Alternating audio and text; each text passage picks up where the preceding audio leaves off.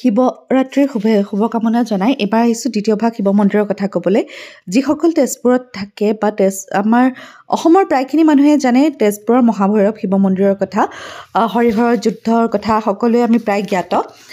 হৰিহৰ যুদ্ধৰ সময়ত তেজপুৰৰ মাজমজিয়াতে বাণৰজাই নিৰ্মাণ কৰা এইভাগ শিৱ মন্দিৰ মহাভৈৰৱ শিৱ মন্দিৰ আৰু ঊষা অনিৰুদ্ধ অৰ্থাৎ শ্ৰীকৃষ্ণৰ নাতিনীয়েকৰ লগত বাণৰজাৰ জীয়াৰীৰ যি গন্ধৰ্ব বিবাহ হৈছিল সেই বিবাহ ইয়াতে এই মন্দিৰ ভাগতে হৈছিল বুলি প্ৰবাদ আছে।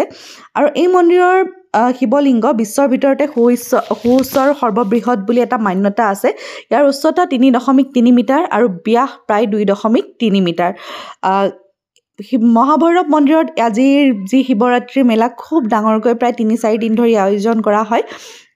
আৰু বেলেগকৈ মহাভৈৰৱ মন্দিৰৰ বিষয়ে মই কি ক'ম, ইয়াৰ যিখিনি মানে তথ্যগত তথ্য আছে তথ্যলৈ আজি নাযাওঁ, কিন্তু মহাভৈৰৱ মন্দিৰৰ মান্যতা তেজপুৰবাসী বা শোণিতপুৰবাসী প্ৰায় সকলোৱে বুজি পায়। আজিও দেশ বিদেশৰ পৰা ভক্ত আৰু নতুনকৈ এয়া সুন্দৰ সুন্দৰ মূৰ্তিৰে কাৰুকাৰ্য খচিত কৰি পেলাই আমাৰ মহাভৈৰৱ মন্দিৰভাগ অতি সুন্দৰভাৱে সজাই তোলা হৈছে। যিসকল অহা নাই নিশ্চয় আহিব, বাবাৰ আশীষ লৈ যাবহি। ধন্যবাদ।